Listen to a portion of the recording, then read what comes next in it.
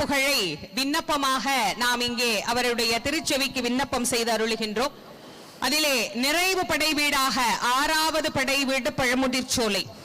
நாம் எந்த ஒரு பிரச்சனையாக இருந்தாலும் அதிலிருந்து வெளியே வர வேண்டும் என்றால், இந்த கோள் நல்லா இருந்தா நம்ம சரியாயிரும், அந்த கோள் நமக்கு நல்லா இருந்தா சரியாயிரும், இப்ப இந்த கிரகம் பெயர்ந்தா சரியாயிரும், அப்ப அந்த கிரகம் பெயர்ந்தா சரியாயிரும் அப்படின்னு நாளையும் கோளையும் கிரகங்களையுமே நாம் சாட்சி பொருளாக வைத்து பேசிக் கொண்டிருக்கின்றோம்.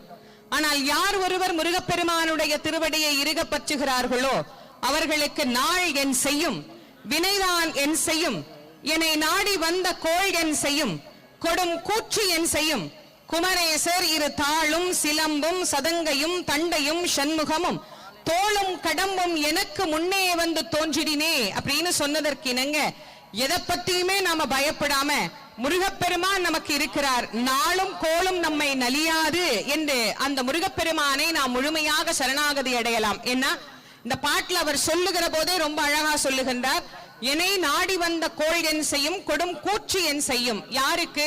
குமரேசனுடைய இரு தாள் சிலம்பு சதங்கை தண்டை சண்முகம் தோள் கடப்ப மலர் மாலை, இது எல்லாத்தையும் ஒன்னா கூட்டினோம்னா மொத்தம் 27 என்கின்ற எண்ணிக்கை வரும். நட்சத்திரங்கள் நமக்கு 27 நட்சத்திரங்கள். இந்த 27 நட்சத்திரங்களுக்கு உள்ளேதான் 12 ராசி மண்டலங்களுமே அமைந்திருக்கிறது. ஆக நட்சத்திரங்கள் ராசி எதுவா இருந்தாலும் அவை அனைத்தும் முருகப்பெருமானுடைய அம்சமாகவே இருக்கின்ற காரணத்தினால் நாள் என் செய்யும். இந்த பாடலை ஒவ்வொரு நாளும் காலையில எழுந்த உடனே நம்முடைய பூஜை அறையில சொல்லி பாருங்க, ஒரு அற்புதமான சக்தி நமக்கு கண்டிப்பாக உண்டாகும். அப்படி எல்லா வகையான வினைகளையும் நீக்கி நமக்கு வாழ்க்கையிலே சுக அனுபவத்தை தரக்கூடிய ஆனந்த மூர்த்தியாகத்தான் முருகப்பெருமான் பழமுதிர் சோலையிலே எழுந்தருளி அருள் புரிகின்றார்.